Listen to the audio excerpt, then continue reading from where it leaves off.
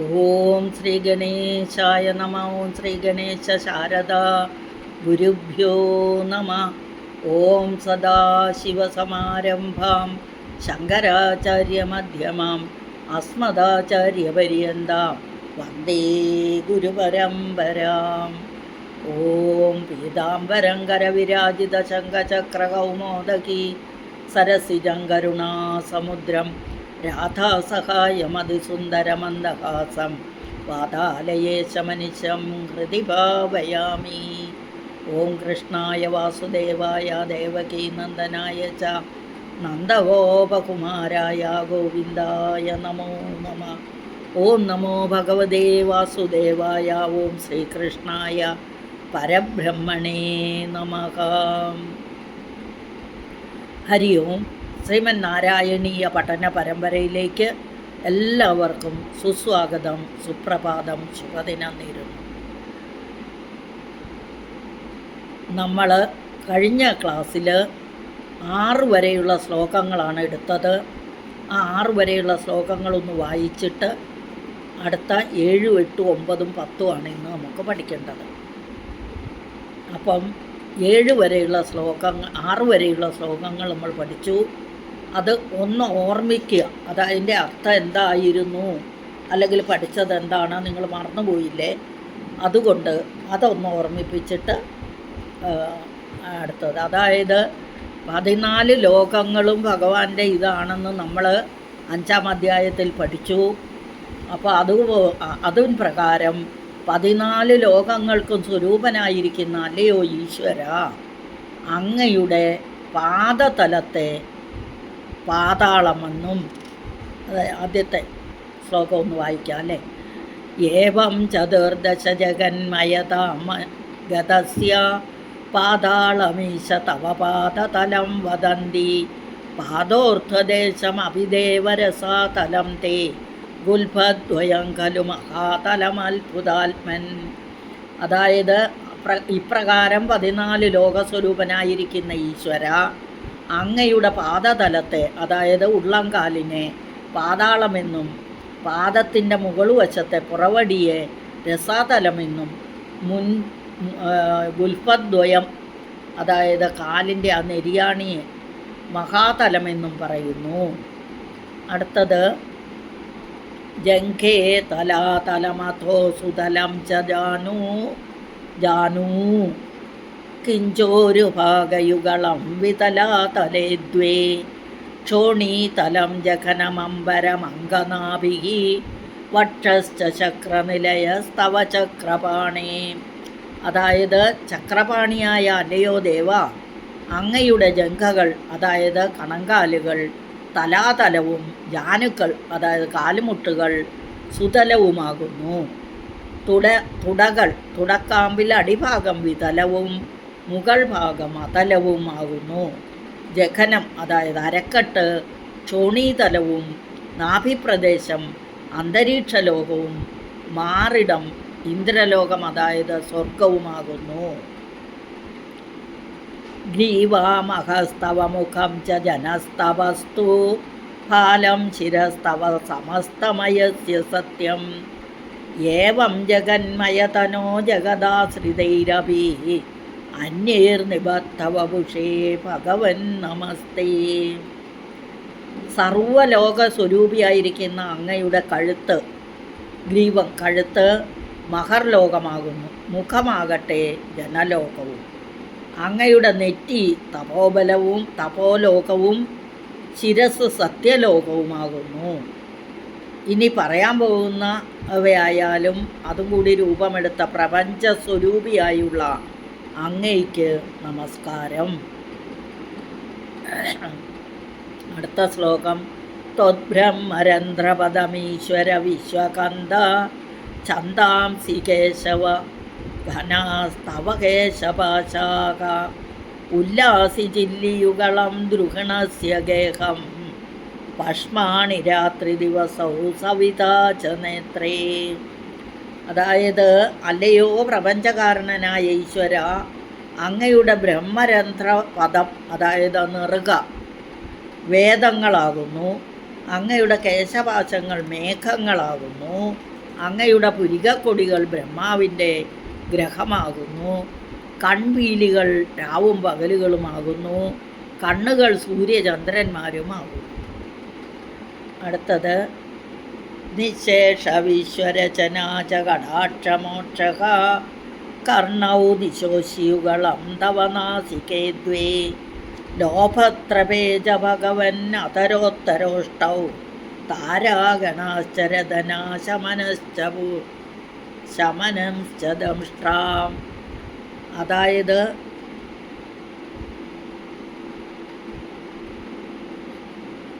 അങ്ങയുടെ തൃക്കടാക്ഷം സമസ്ത പ്രപഞ്ച സൃഷ്ടിയാകുന്നു.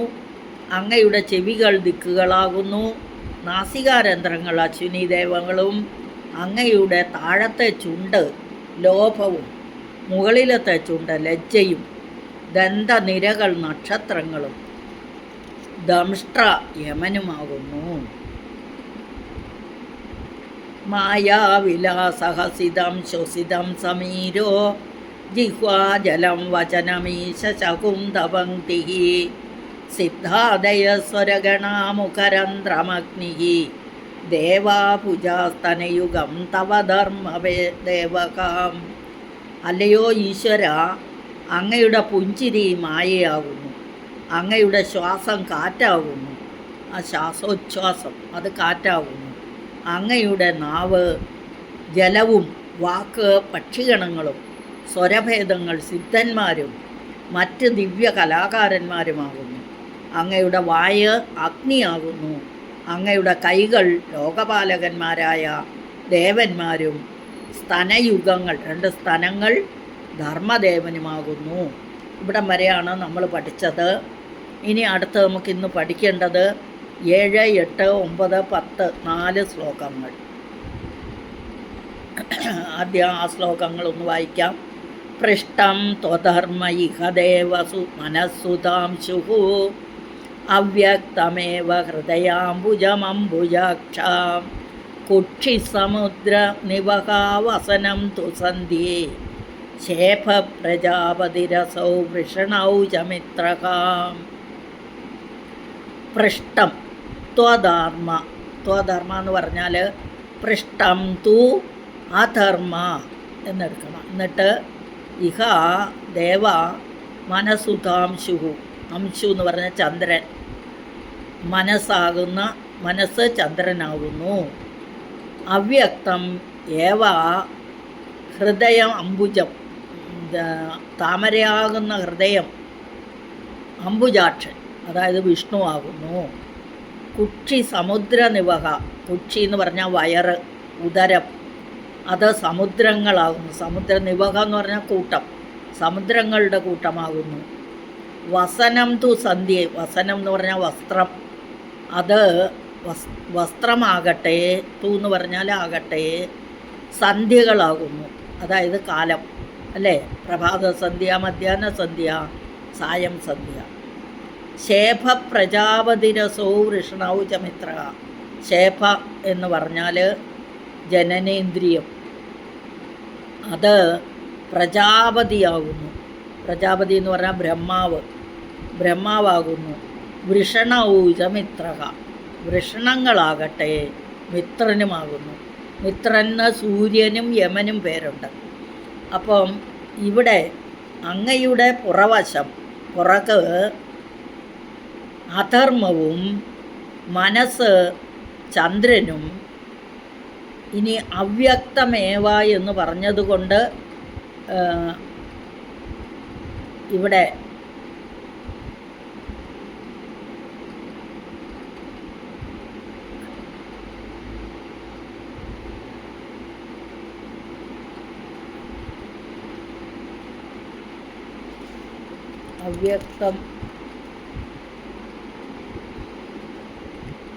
അവ്യക്തം എന്ന് പറഞ്ഞുകൊണ്ട് സത്വ രജോ തമോ ഗുണം, ആ 3 ഗുണങ്ങൾ, സത്വഗുണം, രജോ ഗുണം, തമോ ഗുണം.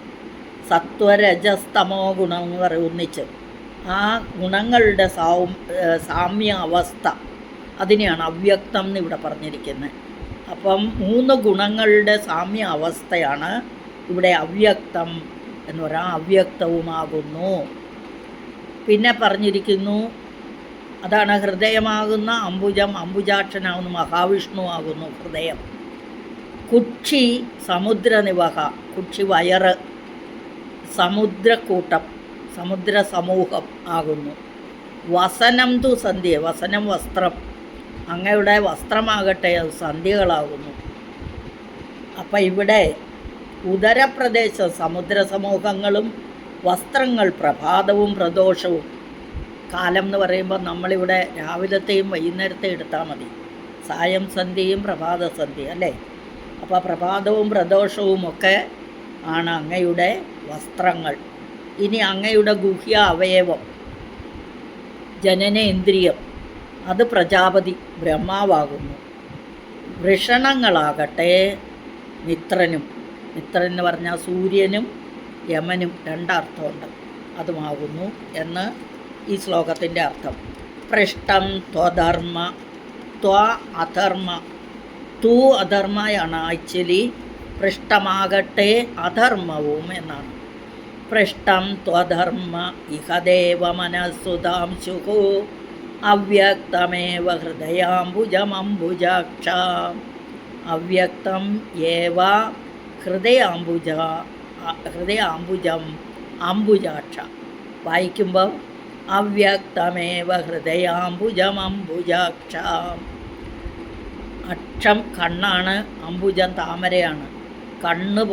താമര പോലെയുള്ള കണ്ണുകളുള്ളത് കൊണ്ട് അംബുജാക്ഷൻ എന്ന് മഹാവിഷ്ണുവിന് പേര്.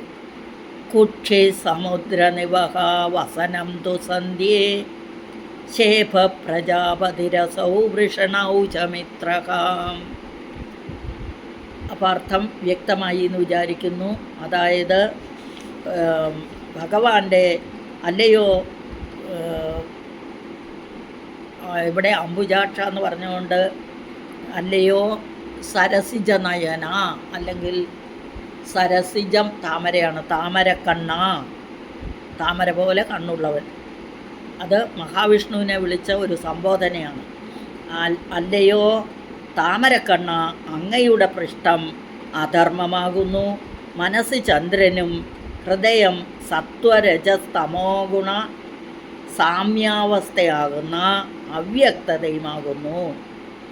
അങ്ങയുടെ പ്രദേശം സമുദ്ര സമൂഹങ്ങളും വസ്ത്രങ്ങൾ പ്രഭാതവും പ്രദോഷവും അല്ലെങ്കിൽ സന്ധ്യകളുമാകുന്നു.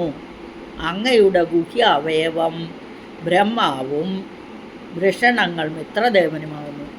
ഈ ഗുഹ്യ അവയവം സൃഷ്ടിയാണ് നടത്തുക അല്ലേ, സൃഷ്ടിക്കുന്ന അവയവമാണ്, അതുകൊണ്ടാണ് അത് ബ്രഹ്മാവാണ്. ഇനി അടുത്ത ശ്ലോകം. ശ്രോണിസ്ഥലം മൃഗഗണാഹ പദയോർനഖാസ്തേ ഹസ്ത്യുഷ്ട്രസൈന്ധവമുഖ ഗമനം തു കാലഹ വിപ്രാതിവർണഭവനം വദനാബ്ജബാഹൂഃ ചാരൂരുയുഗ്മചരണം കരുണാംബുതേ തേ. ഇവിടെ കരുണാംബുധേ എന്ന് സംബോധന. അല്ലയോ കരുണാനിധിയായ ഭഗവാനെ, അങ്ങയുടെ ശ്രോണിസ്ഥലം, ശ്രോണി എന്ന് പറഞ്ഞാൽ അരക്കെട്ട്, അരക്കെട്ട് ആസനം എന്നൊക്കെ പറയും. അത് മൃഗഗണങ്ങളാകുന്നു. മൃഗഗണം, മൃഗവർഗം, എല്ലാ മൃഗങ്ങളും. പദയോഹോ, പദങ്ങൾ എന്ന് പറഞ്ഞാൽ കാൽപാദങ്ങൾ. ആ കാൽപാദങ്ങളിലെ നഖാഹ, കാലിലെ നഖങ്ങളാകട്ടെ. അല്ലയോ കരുണാനിധിയായ ഭഗവാനെ, അങ്ങയുടെ ശ്രോണിപ്രദേശം അതായത് ആസനം മൃഗവർഗങ്ങളും കാലിലെ നഖങ്ങൾ എന്താണ്? ഹസ്തി ഉഷ്ട്ര സൈന്ധവ മുഖ എന്ന് പറഞ്ഞാൽ ഉഷ്ട്രം എന്ന് പറഞ്ഞാൽ ഒട്ടകം, ഹസ്തി എന്ന് പറഞ്ഞാൽ ആന. അപ്പോൾ ആന, ഒട്ടകം, സൈന്ധവം കുതിര. അപ്പം ആന, ഒട്ടകം, കുതിര മുതലായ, അതായത് ഈ കുളമ്പുള്ള മൃഗങ്ങളെല്ലാം ആണ് അങ്ങയുടെ നഖങ്ങൾ. കുളമ്പുള്ള മൃഗങ്ങളാണ് ഒട്ടകവും ആനയും കുതിരയും ഒക്കെ.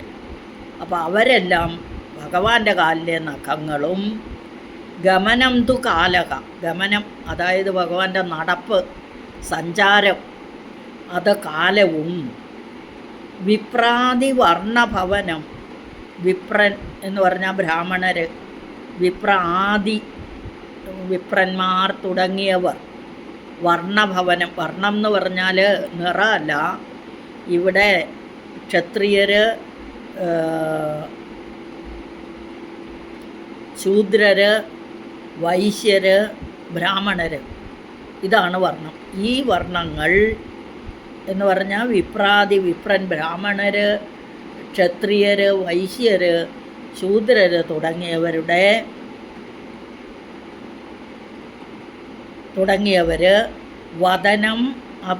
വദനാബ്ജം ബാഹുഹു ചാരൂരു യുഗ്മചരണം, രണ്ട് തുടകൾ, യുഗ്മം രണ്ട് തുടകൾ, ചരണം രണ്ട് കാലുകൾ.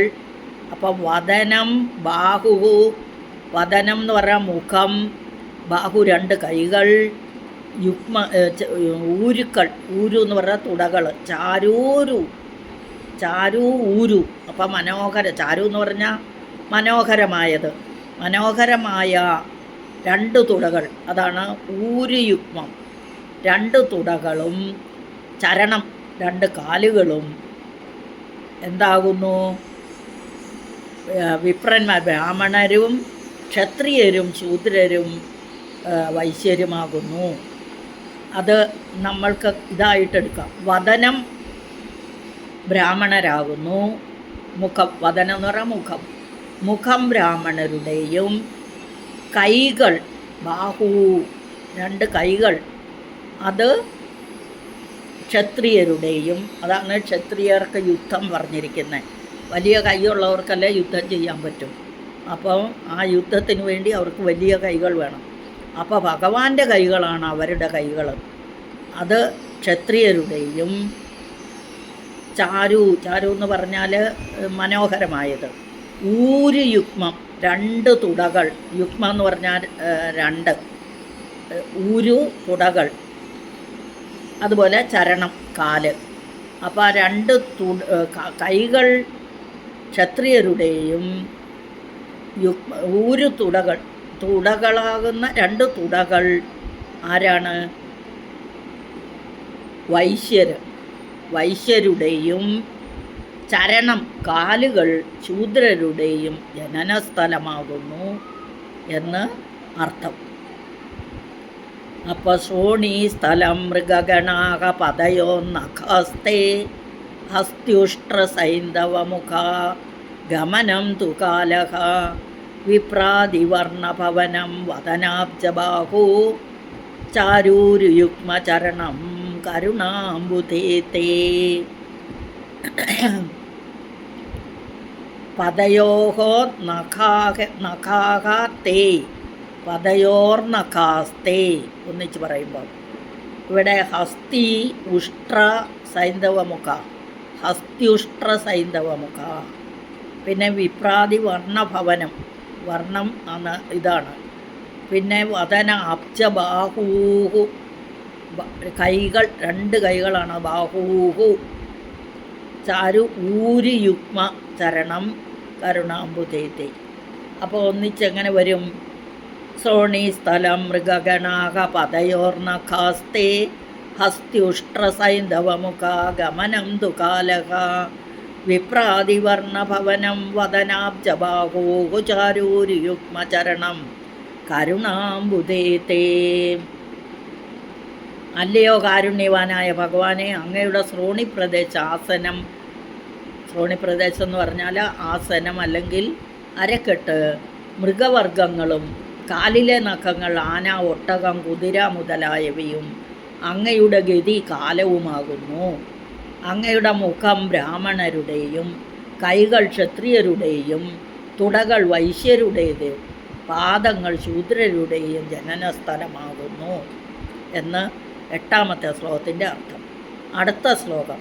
സംസാരചക്രമയി ചക്രധര ക്രിയാസ്തേ വീര്യം മഹാസുരഗണോസ്തി കുലാനി ശൈലാക നാട്യസരിൽ സമുദയസ്തരവശ്ചരോമജ്ജിയാദിതം വപുരനിർവചനീയമീശ. ഇവിടെ രണ്ട് സംബോധന. ഒന്ന് ചക്രധര എന്ന് പറഞ്ഞാൽ ചക്രം ധരിച്ചിരിക്കുന്നവനെ ചക്രപാണി എന്നും ഈശ എന്നും രണ്ട് സംബോധന. അപ്പം എന്താണ്? അല്ലയോ ചക്രപാണിയായ ഈശ്വര. ഈശ എന്ന് പറഞ്ഞാൽ ഈശിക്കുന്നവൻ ഈശ്വരൻ, ഈശിക്കുന്നതിൽ വരൻ ഈശ്വരൻ. അപ്പോൾ ചക്രപാണിയായ ഈശ്വര, സംസാരചക്രം എന്ന് പറയുന്നത് ക്രിയാഹത്തെ അങ്ങയുടെ പ്രവർത്തികൾ. ക്രിയാഹ എന്ന് പറഞ്ഞാൽ പ്രവർത്തികൾ, അല്ലെങ്കിൽ അങ്ങ് ചെയ്യുന്ന കാര്യങ്ങൾ. അങ്ങയുടെ പ്രവർത്തികൾ സംസാരചക്രവും വീര്യം അസുരഗണവും അസ്ഥികൂടങ്ങൾ അത് പർവ്വതങ്ങളും നാട്യസരിൽ സമുദയസ്തരവശ്ച നാഡിഹി സരിത്ത് സമുദയ തരവഹ ച ഇതെല്ലാം കൂടുന്നതാണ് ഈ ഒരു വാക്ക്. നാഡിഹി സരിത്ത് സമുദയ തരവഹ ച നാട്യൽ സരിൽ സമുദയസ്തരവശ്ച. ഇവിടെ നാഡി എന്ന് പറഞ്ഞാൽ നാഡികൾ, നമ്മളുടെ രക്തം ഓടുന്ന രക്തചംക്രമണ വ്യൂഹം എന്നൊക്കെ പറയും മലയാളത്തിൽ. അത് നാഡികൾ സരിത്തുകളാണെന്ന്. സരിത്ത് എന്ന് പറഞ്ഞാൽ നദികളും പിന്നെ അത് സമുദായം എന്നുണ്ടല്ലേ. സമുദയ എന്ന് പറഞ്ഞാൽ നദി സമൂഹം എന്നർത്ഥം. പിന്നെ തരവ എന്ന് പറഞ്ഞാൽ വൃക്ഷങ്ങൾ രോമങ്ങൾ, അങ്ങയുടെ രോമങ്ങളും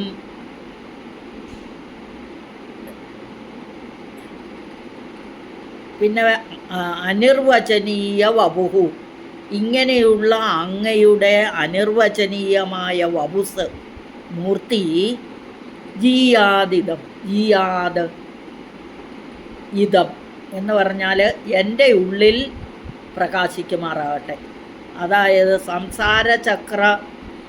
അല്ലയോ ചക്രപാണിയായ ഈശ്വര, അങ്ങയുടെ പ്രവർത്തികൾ സംസാരചക്രവും വീര്യം അസുരഗണവും അസ്ഥികൂടങ്ങൾ ശൈലനിരകളും, ശൈലം എന്ന് പറഞ്ഞാൽ പർവ്വതങ്ങളും രക്തചംക്രമണ വ്യൂഹം അതായത് സമുദായവും രോമങ്ങൾ വൃക്ഷങ്ങളുമാകുന്നു.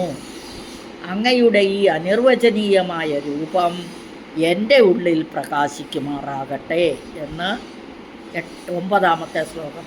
സംസാരചക്രമയി ചക്രധര ക്രിയാസ്തേ, ക്രിയാഹ തേ ആണ് ക്രിയാസ്തേ. വീര്യം മഹാസുരഗണോസ്തി കുലാനി ശൈലാഹ. അസുരഗണം അസുരഗണം അതാണ് സുരഗണോസ്തി.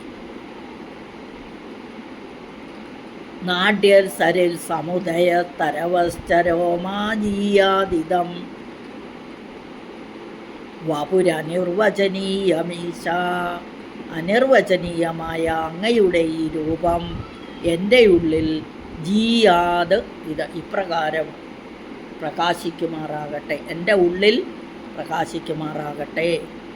സംസാരചക്രമയിത ചക്രധര ക്രിയാസ്തേ വീര്യം മഹാസുരഗണോസ്തി കുലാനി ശൈലാഹ നാട്യൽസരിൽ സമുദയസ്തരവശ്ചരോമജീയാദിതം വപുരനിർവചനീയമീശാം. അടുത്ത ശ്ലോകം. ഈദൃജഗന്മയവപുസ്തവ കർമ്മഭാജാം കർമാവസാന സമയേ സ്മരണീയമാകുഹോ തസ്യാന്തരാത്മവപുഷേ വിമലാത്മനേ തേ വാതാലയാധിപ നമോസ്തു നിരുന്തിരോഗാൻ. ഈദൃക് എന്ന് പറഞ്ഞാൽ ഇപ്രകാരം. ജഗത്ത് മയം, ജഗത്ത് എന്ന് പറഞ്ഞാൽ ലോകമയം എന്ന് പറഞ്ഞാൽ ലോകം മുഴുവനും നിറഞ്ഞിരിക്കുന്ന വപുഹു തവ വപുഹു അങ്ങയുടെ വപുസ് എന്ന് ഈ വാക്കുണ്ട്. ഇപ്രകാരം ജഗന്മയ വപുസ്തവ, അങ്ങയുടെ ലോകം മുഴുവൻ നിറഞ്ഞിരിക്കുന്ന അല്ലെങ്കിൽ ലോകമാകുന്ന വപു, ശരീരം അല്ലെങ്കിൽ മൂർത്തി, കർമ്മഭാജാം ഭജിക്കുന്നവർക്ക് എന്ന് പറഞ്ഞാലോ കർമ്മങ്ങളെ ചെയ്യുന്നവർക്ക്, പൂജാതി കർമ്മങ്ങൾ ചെയ്യുന്നവർക്ക്, കർമാവസാന സമയെ കർമ്മം അവസാനിക്കുന്ന സമയത്ത് സ്മരണീയമാകുഹു സ്മരിക്കേണ്ടതാണ് എന്ന് ആകുഹു പറഞ്ഞിരിക്കുന്നു. ആരാ പറഞ്ഞേ? നമ്മുടെ പൂർവികന്മാരായ ഋഷീശ്വരന്മാർ. അവരൊക്കെ ഇങ്ങനെ പറഞ്ഞിരിക്കുന്നു. ആ കർമ്മ ഭജിക്കുന്നവർക്ക് അവരുടെ കർമ്മം അവസാനിക്കുന്ന സമയത്ത് സ്മരണീയമാകൂ ഭഗവാനെ, ഈ മൂർത്തി, ഈ വിരാട് രൂപ മൂർത്തിയെ സ്മരിക്കേണ്ടതാണ്. അതുകൊണ്ടാണ് വിഷ്ണുവിൻ്റെ അമ്പലങ്ങളിൽ പുരുഷസൂക്തവും ശിവൻ്റെ അമ്പലങ്ങളിൽ ശിവസൂക്തവും പിന്നെ രുദ്ര ഒക്കെ ചൊല്ലുന്നത്. അതുപോലെ ദേവിയുടെ അമ്പലങ്ങളിൽ ദേവീ സൂക്തവും ശ്രീ സൂക്തവും ഒക്കെ ചൊല്ലുന്നത് ഇതുകൊണ്ടാണ്. ഈ ദീപാരാധന സമയത്ത് അതൊക്കെയാണ് ചൊല്ലേണ്ടത്.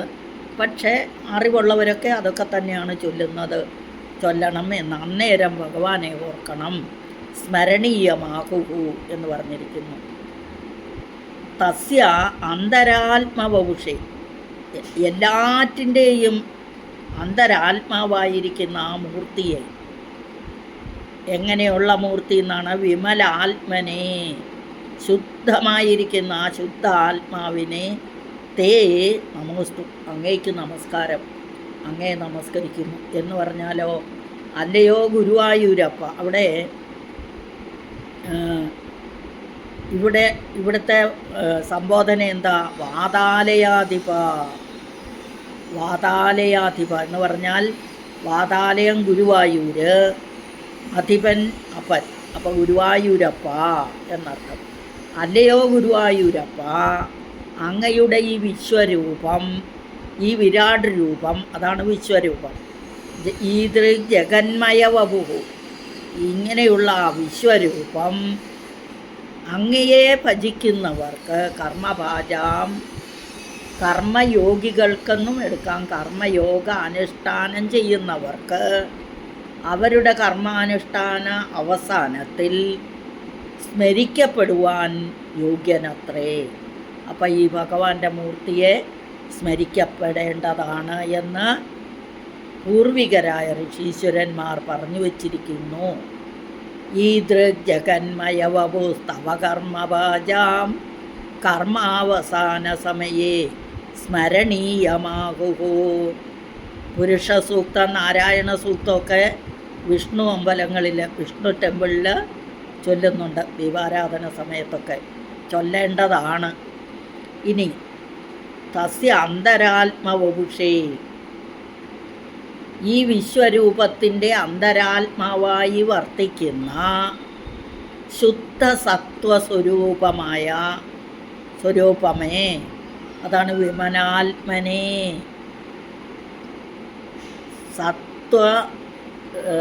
ശുദ്ധ സത്വസ്വരൂപമായിരിക്കുന്നു. ശുദ്ധം, വിമലം എന്ന് പറഞ്ഞാൽ മലമില്ലാത്തത് വിമലം, ശുദ്ധമായിരിക്കുന്ന ആത്മാവിന് സ്വരൂപമേ, അങ്ങേക്ക് നമസ്കാരം. തേ നമസ്തേ, അങ്ങേക്ക് നമസ്കാരം. എന്നിട്ട് പറയുന്നു, നിരുന്തിരോഗാൻ, എൻ്റെ രോഗങ്ങളെ, നിരുന്തി എന്ന് പറഞ്ഞാൽ ഇല്ലാതാക്കുക, തടയുക, നശിപ്പിക്കുക എന്നൊക്കെ അർത്ഥം. അപ്പോൾ എൻ്റെ രോഗങ്ങളെ നശിപ്പിക്കണമേ. യാത്രാകാലങ്ങളിലും ആപത്കാലങ്ങളിലും ഒക്കെ പൂജ ചെയ്യുന്ന സമയത്തും യജ്ഞങ്ങൾ ചെയ്യുന്ന സമയത്തും ഒക്കെ ഭഗവാനെ സ്മരിക്കുക എന്ന്, ഈ വിരാട് പുരുഷനെ സ്മരിക്കാമെന്ന് പൂർവികർ പറയുന്നു. അപ്പോൾ അല്ലയോ ഗുരുവായൂരപ്പ, ഈദൃജഗന്മയവപുസ്തവ കർമ്മഭാജാം കർമാവസാന സമയേ സ്മരണീയമാകുഹു. തസ്യാന്തരാത്മവപുഷേ വിമലാത്മനേ തേ വാതാലയാധിപ നമോസ്തു നിരുന്തിരോഗാൻ. അല്ലയോ ഗുരുവായൂരപ്പ, അങ്ങയുടെ ഈ വിശ്വരൂപം കർമ്മയോഗികൾക്ക് കർമ്മയോഗാനുഷ്ഠാന അവസാനത്തിൽ സ്മരിക്കപ്പെടുവാൻ യോഗ്യമാണത്രേ ഈ വിശ്വരൂപത്തിൻ്റെ അന്തരാത്മാവായി വർത്തിക്കുന്ന ശുദ്ധ സത്വസ്വരൂപം ആയ അങ്ങേക്ക് നമസ്കാരം. എൻ്റെ രോഗങ്ങളെ നശിപ്പിച്ചു തരണമേ എന്ന് പ്രാർത്ഥന. ഗുരുവായൂരപ്പനോടുള്ള മേൽപ്പത്തൂർ ഭട്ടതിരിപ്പാടിൻ്റെ പ്രാർത്ഥന. ഇനി ഇത്രയും ഒന്നും കൂടി വായിക്കാം. പൃഷ്ടം ത്വധർമ്മയിഹ ദേവ മനസ്സുതാംശുഃ അവ്യക്തമേവ ഹൃദയാംബുജമംബുജാക്ഷാം കുക്ഷിസമുദ്രനിവഹാവസനം തു സന്ധ്യേ ശേഭ പ്രജാപതിരസൗ വൃഷണൗജമിത്രഃ. മിത്രൻ എന്ന് പറഞ്ഞാൽ സൂര്യനും യമനെന്നും അർത്ഥമുണ്ട്. ശ്രോണിസ്ഥലം മൃഗഗണാക പതയോർനഖാസ്തേ അസ്ത്യുഷ്ട്രസൈന്ധവമുഖ ഗമനം ദുകാലഹ വിപ്രാതിവർണഭവനം വദനാബ്ജബാഹുഃ ചാരൂരുയുഗ്മചരണം കരുണാംബുധേ തേ സംസാരചക്രമയി ചക്രധര ക്രിയാസ്തേ വീര്യം മഹാസുരഗണോസ്തി കുലാനി ശൈലാക നാട്യൽസരിൽ സമുദയസ്തരവശ്ചരോമജ്ജീയാദിതം വപുരനോർവചനീയമീശ ഈദൃഗ്ജഗന്മയവപുസ്തവ കർമ്മഭാജാം കർമാവസാന സമയേ സ്മരണീയമാകുः തസ്യാന്തരാത്മവപുഷേ വിമലാത്മനേ തേ വാതാലയാധിപ നമോസ്തു നിരുന്തിരോഗാൻ. ഇതാണ് നമ്മളുടെ ഇന്നത്തെ ക്ലാസ് കഴിഞ്ഞു. ഇനി ഞാൻ നിങ്ങൾക്ക് ഈ ഭഗവാന്റെ ആ ശരീരഭാഗങ്ങൾ, അവയവങ്ങൾ ഏതൊക്കെ എന്താണെന്ന് ഒറ്റ ഇതിലൊന്ന് പറഞ്ഞു തരാം, ഓർത്തിരിക്കാൻ ഇച്ചിരി എളുപ്പത്തിന് വേണ്ടി. അതായത് അതിലെങ്ങനെയാണ് പറയുന്നത്, ഓരോരോ ഇതായിട്ടല്ലേ അത് വിശദീകരിച്ച് ഭഗവാന്റെ അവയവങ്ങൾ, മഹാവിഷ്ണുവിൻ്റെ വിരാട് പുരുഷൻ്റെ അംഗങ്ങൾ ഏതൊക്കെയാണ് പെട്ടെന്നൊന്ന് പറഞ്ഞു തരാം. അപ്പം ഓർത്തിരിക്കുക. ഇത് അതിൽ ക്ലാസ്സിൽ പറയാൻ മറന്നുപോയി, ഇപ്പം പറയാം. 3 ലോകങ്ങളും ഭഗവാന്റെ ശരീരങ്ങളാണ്. ഭൂലോകം എന്ന് പറയുന്ന ഭൂലോകം പാദങ്ങളും, ദേവലോകം ശിരസ്സും. ഭഗവാന്റെ ശിരസ്സാണ് ദേവലോകം, സ്വർഗം. നമ്മൾ ശ്ലോകത്തിൽ കണ്ടു. പക്ഷേ അതിൽ ഇത്രയും വിശദീകരിച്ച് ഇങ്ങനെ പറഞ്ഞിട്ടില്ല. പിന്നെ നാഭി പ്രദേശം ആകാശമാണ്, ഇതൊക്കെ പറഞ്ഞിട്ടുണ്ട്. നേത്രം, കണ്ണുകൾ സൂര്യനാണ്, മൂക്ക് വായുവാണ്, ചെവി ദിക്കുകളാണ്, ഗുഹ്യസ്ഥാനം ബ്രഹ്മദേവനാണ്, ഇതൊക്കെ പറഞ്ഞായിരുന്നു. അപാനവായു, അതായത് മൃത്യു, അതിനെ അപാനവായു എന്ന് പറയും. അപാനവായു മൃത്യുവും, കൈകൾ ലോകപാലന്മാരും, മനസ്സ് ചന്ദ്രനും, ഭഗവാന്റെ മനസ്സാണ് ചന്ദ്രൻ, പുരികങ്ങൾ യമനും, മേൽച്ചുണ്ട് ലജ്ജയും കീഴ്ച്ചുണ്ട് ലോഭവും, പല്ലുകൾ ജ്യോത്സ്നയും. പല്ലുകൾ എന്ന് പറയുന്നത് ജ്യോത്സ്നയും. നമ്മൾ പല്ലുകൾ, ദന്തനിരകൾ എന്താണെന്നാണ് പറഞ്ഞ് പഠിച്ച നക്ഷത്രങ്ങളാണെന്നല്ലേ. അതുപോലെ പുഞ്ചിരി മായ, ഭഗവാന്റെ പുഞ്ചിരി മായയും, രോമങ്ങൾ വൃക്ഷലതാദികളും, തലമുടികൾ മേഘങ്ങളും, കൗസ്തുഭം, ഭഗവാന്റെ മാറിലുള്ള ആ കൗസ്തുഭം അത് ആത്മജ്യോതിയും, ശ്രീവത്സം അത് ആത്മജ്യോതിപ്രഭയും, ഭഗവാന്റെ കഴുത്തിലുള്ള വനമാല സ്വന്തം മായയും, പീതാംബരം മഞ്ഞപ്പട്ട് വേദവും, പൂണൂല് പ്രണവവും, പിന്നെ ജ്ഞാനയോഗവും അഷ്ടാംഗയോഗവും മകരകുണ്ടലങ്ങളാണ് ഭഗവാന്റെ. ജ്ഞാനയോഗവും അഷ്ടാംഗയോഗവും മകരകുണ്ടലങ്ങളും, ബ്രഹ്മലോകം കിരീടവും, ആ ഭഗവാന്റെ കിരീടമാണ് ബ്രഹ്മലോകം. ഇനി അനന്തൻ, ആ ഭഗവാൻ ശയിക്കുന്ന അനന്തൻ അവ്യാകൃത തത്വമാണ്. പത്മം താമര, ഭഗവാന്റെ കയ്യിലൊരു താമരയുണ്ട്, അത് സത്വഗുണമാണ്. ഗദ, ഭഗവാൻ പിടിച്ചിരിക്കുന്ന ഗദ അത് പ്രാണനാണ്. പിന്നെ ശംഖ് ജലമാണ്. സുദർശനം സുദർശന ചക്രം അത് തേജസ്സാണ്. ഖഡ്ഗം വാള് പിടിച്ചിട്ടുണ്ട് ഭഗവാൻ. ആ വാള് ആകാശതത്വമാണ്. വാള് ആകാശതത്വമാണ്. ഇനി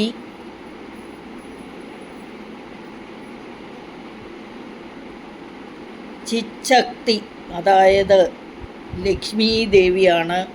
ചിത്താകുന്ന ശക്തി അത് ലക്ഷ്മി ദേവിയാണ്. അതിനു മുമ്പേ ഇപ്പം ഞാൻ തേജസ് പറഞ്ഞു, ആകാശതത്വം പറഞ്ഞു. തേജസ് സുദർശന ചക്രവും ആകാശതത്വം ഖഡ്ഗവുമാണെന്ന് പറഞ്ഞല്ലേ. ഖഡ്ഗം എന്ന് പറഞ്ഞാൽ വാള് പറഞ്ഞപ്പോൾ അടുത്തത് ഞാൻ പരിച പറഞ്ഞില്ല. പരിച അത് തമോ ഗുണവും. ശാർഗം എന്ന ചാപം ഭഗവാന്റെ വില്ല്, ശാർഗം എന്ന് പറയുന്ന വില്ല് കാലതത്വവും.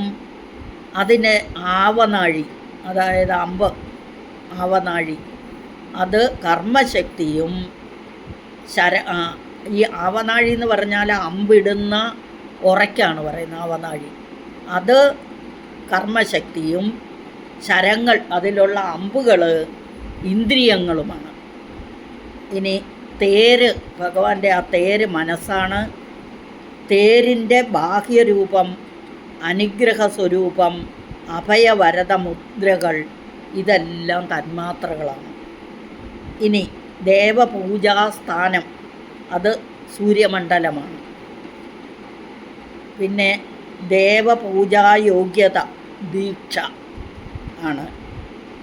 ഇനി സ്വദുരിതനാശം, നമ്മുടെ ദുരിതത്തിൻ്റെ നാശം വേണമെങ്കിൽ ഭഗവത് സേവ അത് ചെയ്യണം. ഇനി താമര, ഭഗവാന്റെ കയ്യിലുള്ള താമര ഭഗസ്വരൂപമാണ്. ഭഗങ്ങൾ അതിൻ്റെ സ്വരൂപം. ചാമരം ധർമ്മം. ചാമരം എന്ന് പറഞ്ഞാൽ വിശറി, അത് ധർമ്മത്തെ സൂചിപ്പിക്കുന്നു. ഇനി വ്യജനം എന്ന് പറഞ്ഞാൽ യശസ്സാണ്. ഛത്രം കുട അത് വൈകുണ്ഠമാണ്.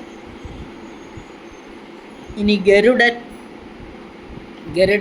3 വേദങ്ങളാണ്. ഗരുഡൻ വേദത്രയീ എന്ന് ഗരുഡൻ.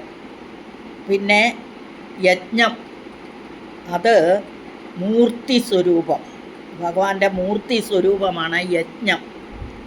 അതുകൊണ്ടാണ് നമ്മൾ ഭഗവാന്റെ മൂർത്തിയെ മുമ്പിൽ വെച്ചിട്ട് യജ്ഞങ്ങളും പൂജകളും ചെയ്യുന്നത്. അടുത്തത് ചിച്ഛക്തി, അതായത് ചിത്താകുന്ന ശക്തി, അത് ലക്ഷ്മി ദേവിയാണ്. ഇനി വിക്ഷസേനൻ എന്ന് പറയുന്ന തന്ത്രമൂർത്തി, അത് തന്ത്രമൂർത്തിയാണ് വിക്ഷസേനൻ.